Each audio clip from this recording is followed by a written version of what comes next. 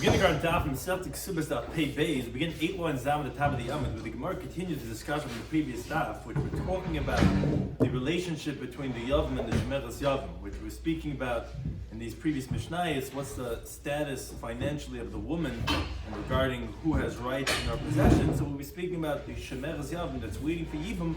What type of rights does the Yavim has in her possession? Could he sell it? That's the theme that our Gemara continues with. Our Shir's correspondent Kazakh and Cheskel, turn time Daf Yomi is joining us for today's Daf. What we're discussing today's Daf are a case of someone tells to his friend, look, Leichel Mashach Parzu, go do Mashiach on this para, but it shouldn't be acquired by you only after 30 days. So if at the time of the Mashiach, the seller said, then the kin is effective, but if he didn't, it's not going to be effective. I'm going to relate that back to the halacha that we're discussing. Regarding chilik v'kach yibum or yibum v'kach chilik, doesn't make a difference if the yavam divided and then did yibum with his brothers, or he did yibum then he divided with his brothers. Either way, the Gemara is going to tell us less or klum, which is really the theme from the previous daf, as we had from Rabbi Yosef, that you have no rights as a yavam to sell off any of the assets of the brother, again, because it's almost shubid to the woman. The Gemara continues and tells us after yibum, the yavam is considered to be his wife, just like any other nisuin. And the significance of that is if he divorces her, she only needs a get, and he's allowed to remarry her. Now, if he divorced her, the ksuba of the first marriage is also the ksuba of the second marriage, meaning just like a regular woman, that if you divorce her without giving ksuba, you remarry her, it's going to be the same ksuba that you're going to have the second time around. So we begin the current daf Pei Beis, 8 lines down at the top of the Amud. Continuing on the theme, exactly as you're going to see in the moment of the previous daf. The Gemara brings out who gava, there was a certain man, that he had a yavama that fell for him, meaning his brother died without any children in Masa Machasya. Now, similar as we had yesterday, a brother again feeling jealous of the brother that's going to do yibum. So the brother wanted to invalidate this older brother from doing yibum by giving a get to the avama, thus invalidating the possibility of yibum. And then everyone's going to be able to split the dead brother's estate equally. So Malay, so the older brother who's going to do yibum says, "My taitach, what's your understanding? What's your intent? Even if it's because of the brother's estate, no problem. I'll divide it with you. Don't go ahead and take away my ability to do yibum from this shemeres yavim." So Malay said to him, I remember what was on the previous stuff. Mistafina, obviously, I'm afraid you're going to do it to me. Like the crafty, deceptive people from Pumbedisa, which, as we brought on the previous daf, that although he said he's going to split with him, then subsequently he backed out because, as we brought, that whatever he did was not valid because he has no rights to sell it. As we find, the people from Pumbedisa were called deceivers, as the Gemara says in Baba Basra Daf Membav. Come and I'll show you a deceptive Pumbedisa. So he says, I'm afraid you're telling me you're going to split it with me, and then the rabbi's going to come after and says, whatever he did is not valid. So Malay said to him, no problem. We want polgloch mahashto. Let's split it right now, and you'll take possession of your half right now. So even though it's not acquired to you right now until I actually do the yibum or until I do chalitza, but when I'm going to marry her, I'm going to do yibum, and I'm going to merit the whole thing. You're going to merit your portion based on the chazaka that you're doing right now. And that still says the Gemara, it says, although when Rabbi Dimi came along, Rabbi Yochanan said over the following teaching, named Rabbi Yochanan. Someone says to his friend, Leich umashach parazu. Go and do Mashiach, which is a kinyan, draw this cow, but I don't want it to be acquired for you only after 30 days. But when it comes to after 30 days, that person's going to acquire with the Mashiach he did 30 days before, and even if it's standing the cow at that point in a swamp, which is not even in the possession of the consumer, the one who's getting the cow, and therefore you're going to say, so maybe this should work. Here the Yavam is telling his brother, go ahead, do a chazaka on this, so that when I do the kanisa, when I do the yibum, which is when I acquire it, then retroactively you're going to get it from now when you already did your ma'aseh kinyan right now. And that says, the Gemara says, Mabra Vashi, no. It's different because Hassam over there, that, the reason why you acquired after 30 days is because it's biyadai. It was in his ability to acquire it him right now when he was doing Mashiach. So even though he doesn't want the kinyan to be now, he wants it to be 30 days later, the Mashiach is going to be effective that when the condition is fulfilled, which is that the 30 days is going to happen, then it's going to be retroactively valid because it was biyadai. But hachala biyadai, here is not in the ability of the Yavam to split it with him right now and to acquire it him if he wants to, because It's a shemeres yavam. He doesn't have any rights to do anything. It's not even his yet. He didn't even do yibum. So then when he tells him that when I'm going to do yibum, then you're going to marry her right now, that's nothing, because we hold like Rabbi Yosef in the previous daf. We said Zvini loves Zvini. The yavam, and when Jesus shemeres yavam, he can't sell anything, as we're going to say shortly that the halacha is like him later on this sugya. And as Rashi points out, even if we hold up what's called yavam b'achka achilik, we're going to say two cases in a moment regarding if the yavam splits it and then does yibum, or does yibum then splits it. And even if we're going to hold that if he does yibum and then he splits it, what he did is done. But right now it's not biyadai. Now that she's a me'ez yavam, he doesn't have the ability to do that. And therefore, that says the Gemara, in regards to this case too, that this brother that wanted to invalidate him, even if he would have told him that do chazaka right now, not like the Pumpa Deselan who later on he's saying, oh, it's not good. Do it right now, that it should work retroactively. It's not true. It's not going to work. Because it's not biyadai right now to sell it, and therefore, even though he's saying it should take effect then, it's not going to take effect even retroactively. Now, once we said this halacha of Rabbi Yechanan, in a way of saying that even his halacha is not going to help us, even though there in the case of Leich Mashech Parazu, it's going to be a kinyan retroactively, the Gemara now asks a contradiction on Rabbi Yechanan himself regarding this halacha of doing Mashiach on the cow. Because the Gemara says, but with Ravin came, he said Rabbi Yechanan, and the Leikani. He said the same exact case that you just talked about. That when you say, go and do Mashiach right now, but don't let the kinyan be until 30 days, you just quote me Rabbi Yechanan says that it's going to work, retroactive, but we have another Amayr who says in Rabbi Yechanan it's not going to work. How do we understand this contradiction? Says the Gemara, like Kasha, it's not a difficulty. Why not? Because this though he said it's going to work as a kinyan is damali kinyan achshav. We told him that when it's going to be 30 days, I want the kinyan to be from right now. Oh, that's going to work. When he didn't tell him let the kinyan be from right now, so when is it taking effect? You're doing Mashiach right now, but there's no kinyan right now. It's going to be later on, but later on you don't have a kinyan. Maisa kinyan. So therefore, then it's not going to be effective. But if he says, let the kinyan be from right now, so that you're having the Maisa kinyan together with the actual kinyan happening at the same time, therefore it's going to be effective because it's going to be working retroactively. Therefore, it's not a contradiction in Rabbi Yochanan's teaching himself. Now, continue on the theme that we're talking about regarding the halacha of the Yavam selling off from the brother's estate. So, they had the following question from Ula. Yibem ba'achka chilik. If the Yavam first did Yibem, and then he sold off from his brother's estate to his, let's say, to his other brother, who he wanted to let him to do yibum, whatever it is. So now, what's the halacha? So they said, Ula answered, he hasn't done anything. And let's say chilik v'achkach yavim mahu. What's halacha? He first divided with his brothers, and then he did yibum. What's halacha? It says he hasn't done anything. So the Gemara says, Master Rav Shesha asks on the one who was asking the question.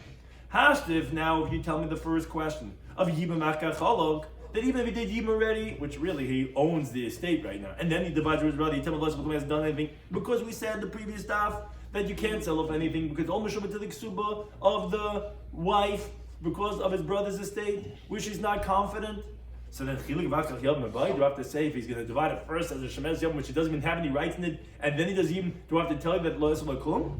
Says the Gemara, you're right, Shnei Ma'asim Haba, but these were two different stories. The one who asked the first question didn't ask the second question. The one who asked the second question didn't hear the first question. They weren't asked together this medrash and the way of discussion of learning. It was two different stories that happened. I think we're just quoting these two different stories, but you're right, of course, if you know that Yibum Achkach Chaluk is not going to work, for sure Chaluk V'achkach Yibum is not going to work. Similarly, the Gemara concludes and says, Ki Yasser Daven Omer Rish Lakish, says, Ben Yibum V'achkach Chilik. Whether you do Yibum first and then you divide it. Ben Chilik V'achkach Yibum, or you divide it and then you do Yibum.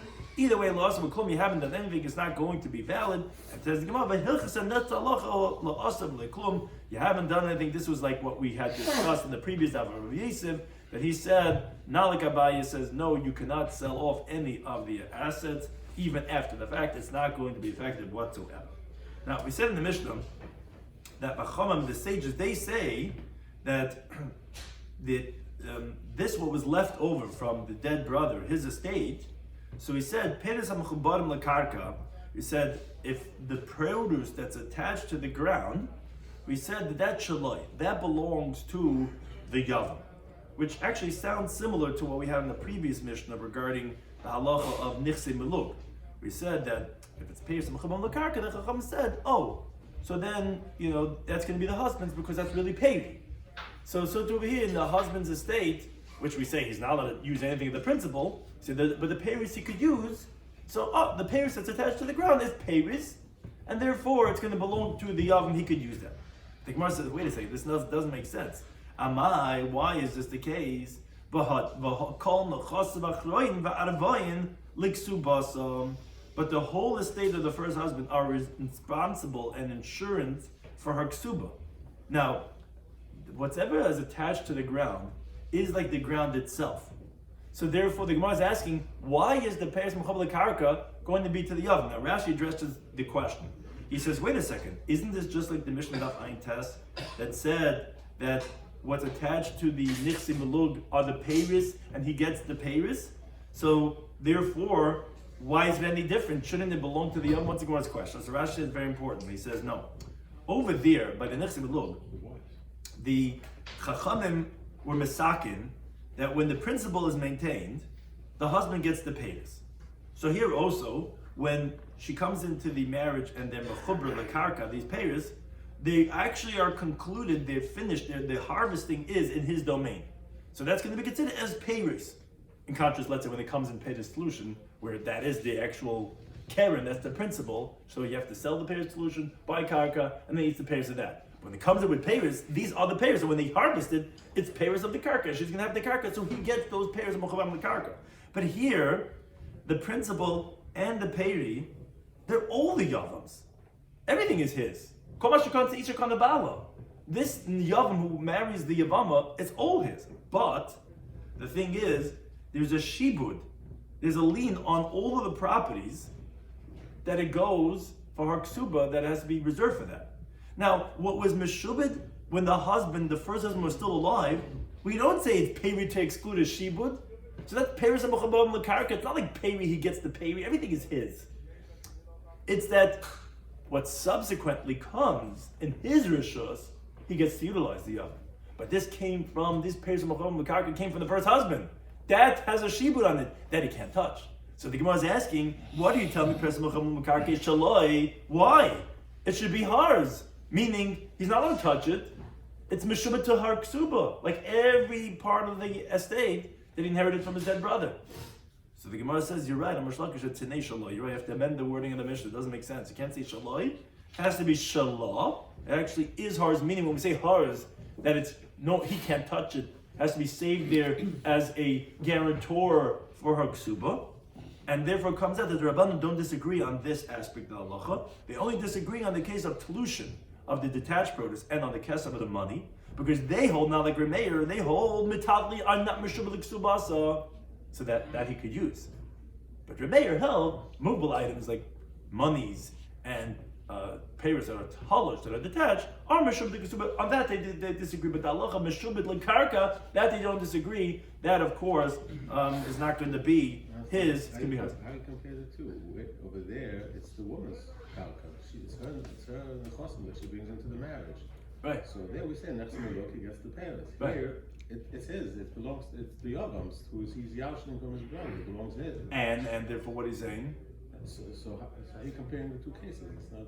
You're saying me like Rashi? You're saying like it's so obvious what Rashi saying, or you're asking that? Well, I don't know.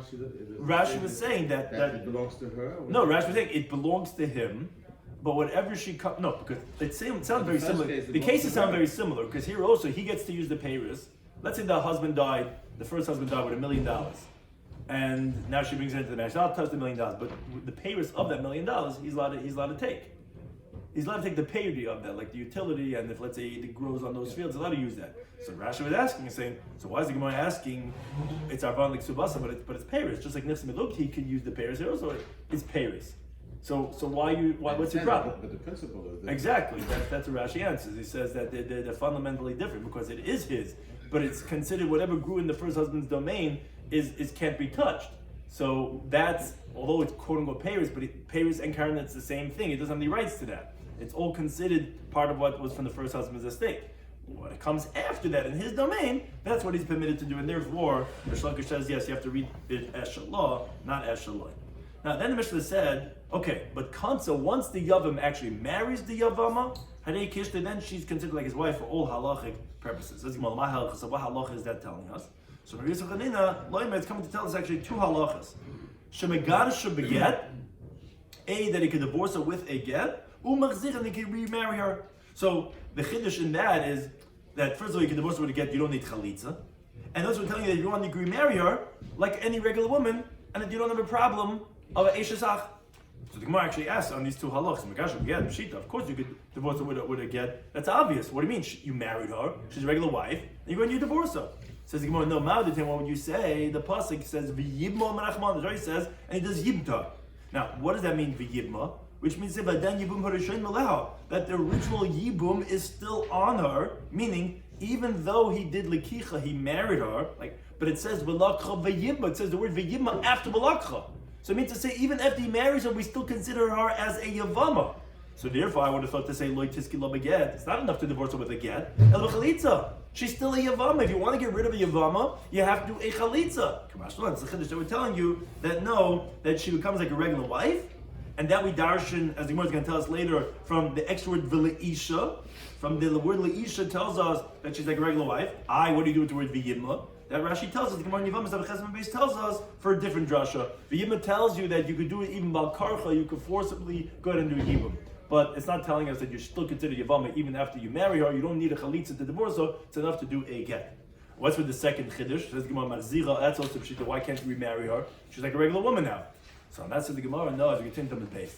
What would you say? Okay, he already did his mitzvah of yibum. Now that he divorced her, take him a little bit ishazach.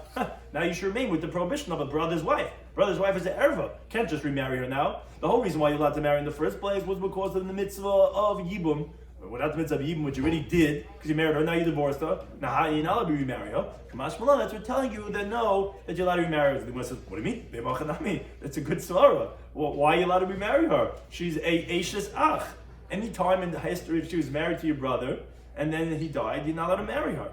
So I'm not because the pasuk is nevadim v'lo chaloi leisha. He's going to take her as a wife, which teaches kibush halakha. Once he takes her, nasas keishte, she becomes like his wife, which is because the word leisha is an extra word, and that's telling us that she becomes like a regular wife for all halachic purposes, even to remarry her.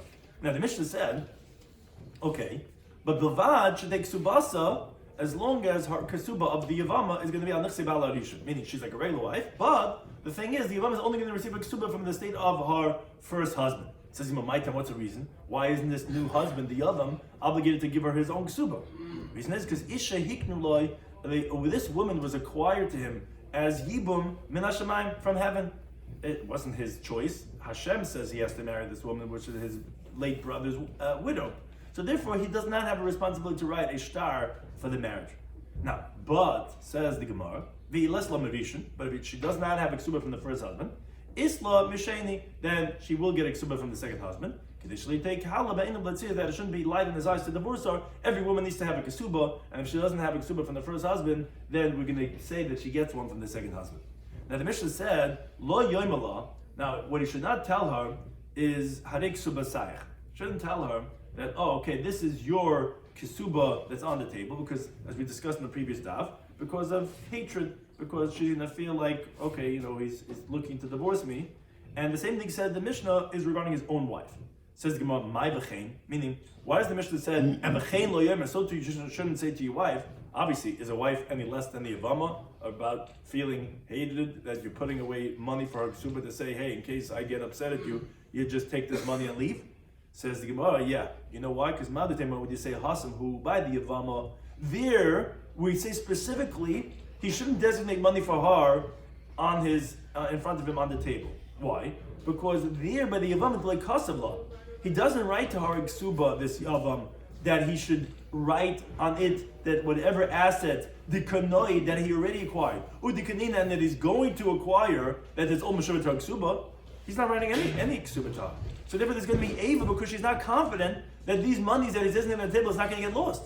By regular wife, because in the ksuba he writes to her, the konoi, the kanina, what I acquired, what I will acquire. All of this, all my whole estate is indebted to you. I would say that she is confident that, she's not worried, even though he says on the table here, this is the $200 for you. When I divorce you, you could take this money, because she's like, I don't care if this gets lost, because I know he wrote an ksuba to me, the konoi, the kanina. Whatever he acquired, whatever he's going to acquire, and I'll get from somewhere else.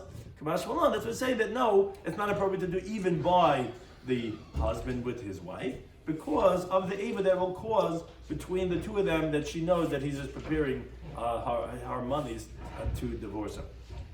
Now the Mishnah said, Girsha, if the Yavam divorces the Yavama, can't let Kesubasa. So she only gets her Kesuba. And meaning to say that he could do whatever he wants to now with the estate. Because she's out of the equation. It's not Meshubah anymore to her Kesuba. So the Gemara actually makes a deal. Oh, it sounds like Girsha in. Only when he divorces her, that's where you're going to say that she only gets a Kesuba. And now if he wants to sell for the rest of the estate from his dead late brother's estate, he could sell because there's no more Shiva to Kesuba because she's done. She's divorced. She got her Kesuba already. It sounds like B'loi Girsha Loi. But if he didn't divorce her yet, then he's not allowed to sell anything from the late brother's estate. Says the Gemara, Kamashman K'der Rabbi Abba. This teaches us, like we had from Rabbi Abba on the previous Daf on Pei Aleph Amad Aleph, that he said, what should a Yisrael do? Or if he wants to sell from the estate, he's got to divorce his Yavama and then remarry her. That you see from over here, because until he divorces her, there's nothing he can do. He can't sell anything from the estate. Which Rashi asks, he says, wait a second, why don't you already be medayik this from the Reisha? The Reisha said, Kol Nechasav Acharayin. Oh, the Mishnah said his estate is responsible. And that says Rashi, no, that's an Eitz Taiva. Because we say that by the wife too, as we said this on the previous Daf. But from this Mishnah, this part of the Sefer, it's extra to tell us specifically when he divorces her. Because if not, what are you saying it for? If it's for the halach itself, of course, she only gets Ksuba when he divorces her. Obviously, it's to tell us the diak, to tell us, but if he doesn't divorce her, then no, then she doesn't only get a Ksuba, meaning he cannot sell anything, just like the teaching of Rabbi that we said that he can't sell anything, he can't do anything. If he's a kohen, he has to appease her, make some party, but if he's Yisrael, he's got to divorce her. That's the only way out. That we see that from the halacha of our Mishnah. Now the Mishnah then said, when he remarries her, then she's like all women, and then she only gets her Kesuba. Which means to say, the original Kesuba when he remarries her. Says the Gemara, if he remarries her, what's coming to teach us regarding a Yavama? Today we really learned this halacha in the Mishnah later on, the Petasim at Aleph, regarding his wife. And the question is, what would be any stronger about the Yavama that you need to go ahead to say it specifically regarding the Yavama, that when he remarries her, it's going to be the same as the original Ksuba, which when she was first married to him. Because the Mishnah teaches, someone divorces his wife and he remarries her. It's with the intention of the original Ksuba that he's remarrying her. It's going right back to that Ksuba. So the question... Didn't he pay her the Ksuba? No. Where does he pay her? When he divorced her. If I'm saying there's no any more shibudim to the Ksuba. The estate is not meshubed anymore to the Ksuba. Is this saying that she's getting the same Ksuba that he didn't pay, or that he did pay and she's getting it again? No, the Ksuba is paid up. There's no more shibud. That's gone. The marriage has been dissolved. There's a get.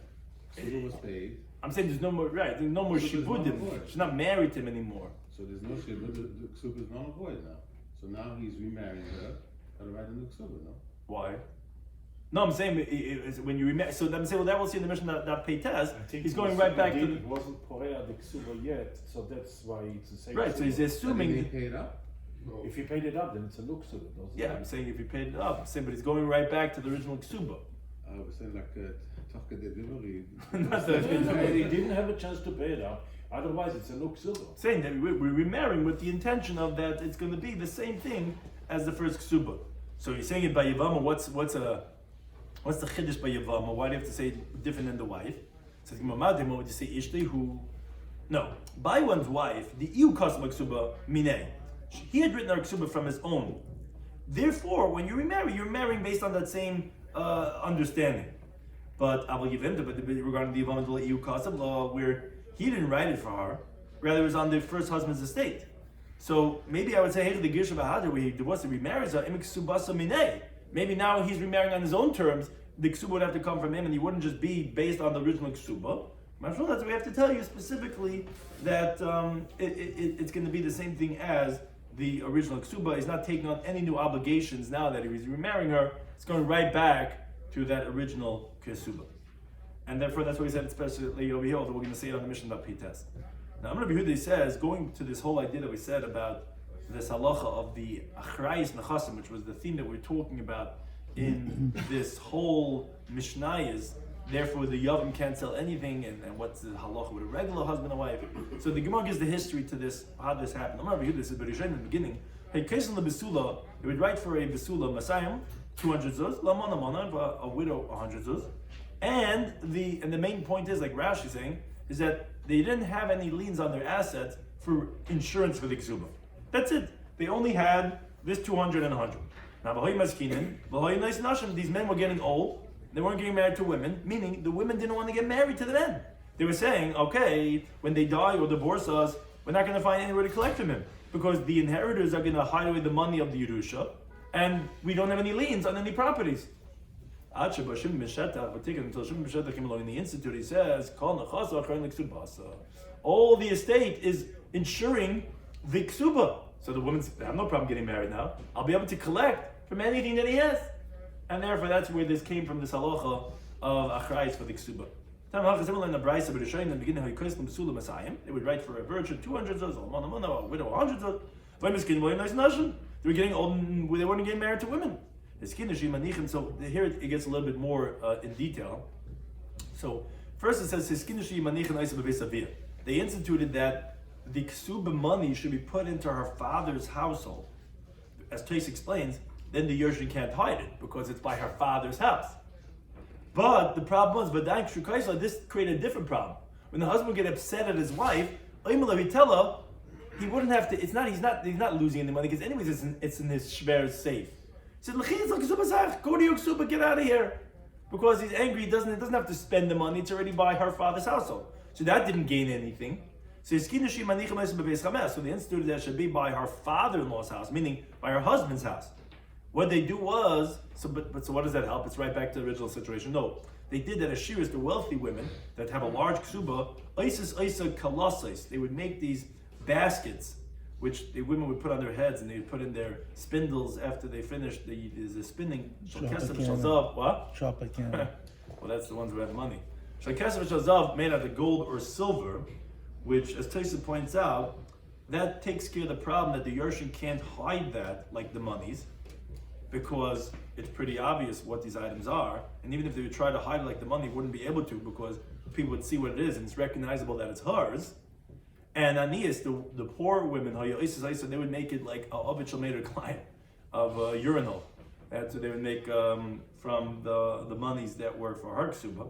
Now, when it was pressing for him that he needed more money, so the women would lend it to him as collateral. But Vadain, the problem was, since there was only a small amount of money, so the problem with that is that kishikoyas allowed when you get upset at her, Emily would tell her, take your ksuba, take this urinal, or take this basket, and get out of here, because it was designated for her. Shimon Meshetach came along and instituted, he should write there, call nichse achrein liksubasa. My whole estate is responsible for a ksuba, and he cannot just designate for her a ksuba for movable items. And as Tais explains, so therefore she's relying on his whole estate, which now that's very difficult for him to he has to spend money on her to give it to her. That's a deterrent. If it's already by her father's house, it's like, okay, you have it anyway, get out of here. And if it's something that's a designated thing, this urinal, whatever, so although it takes care of some other problems with the Yersha cannot hide it, and it's not just by her father's house, but it's still a designated thing. It's like, okay, take this and get out. But when it's not something designated, it's his whole estate, and he's got to start selling stuff or whatever, giving it, it's already more of a deterrent that takes a little bit more time, and therefore that's where this whole thing came from, that all this nechasim shabachrayim and ksubasa, hanmach yisha shall return to you, Perak Isha, the 8th parak in Subas, which spoke about this relationship between husband and wife regarding the rights that he has in her and that she has in him with the ksuba. Thank you for any time.